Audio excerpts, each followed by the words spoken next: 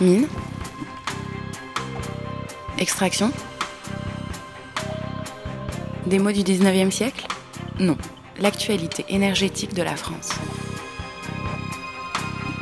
La France consomme près de 85% d'énergie fissile et fossile et seulement 15% d'énergie renouvelable.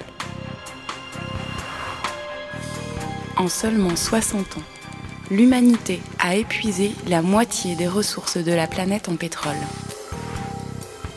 Et la France reste dépendante à 99% du pétrole importé pour l'utiliser principalement dans les transports. En France, on n'a pas de pétrole, mais on a des idées.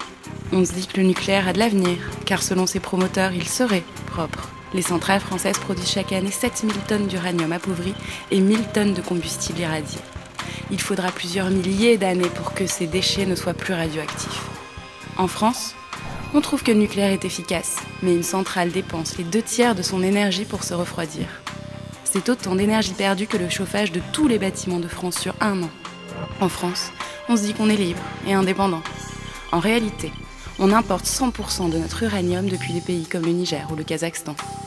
En France, on aime le risque. Les 2/3 des Français vivent dans un rayon de 75 km autour d'une centrale.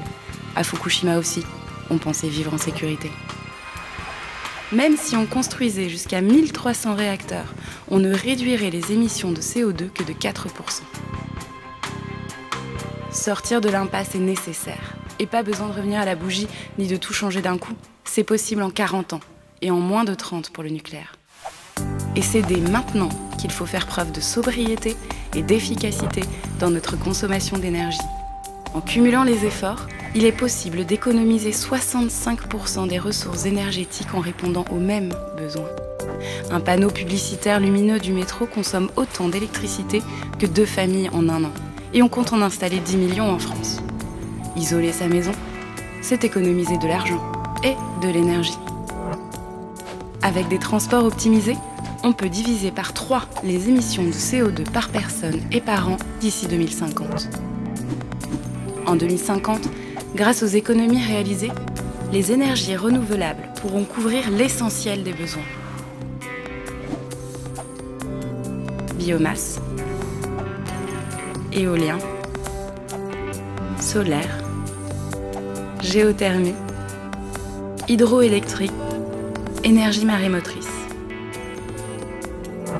Les emplois à risque, notamment ceux du nucléaire, disparaîtront au profit d'emplois locaux liés aux énergies renouvelables. Les Français feront des économies et bénéficieront d'une meilleure qualité de vie, sans marée noire, ni accident nucléaire. Vous l'avez vu, répondre aux besoins énergétiques, lutter contre les changements climatiques et sortir des énergies sales, c'est possible. Alors agissons, maintenant.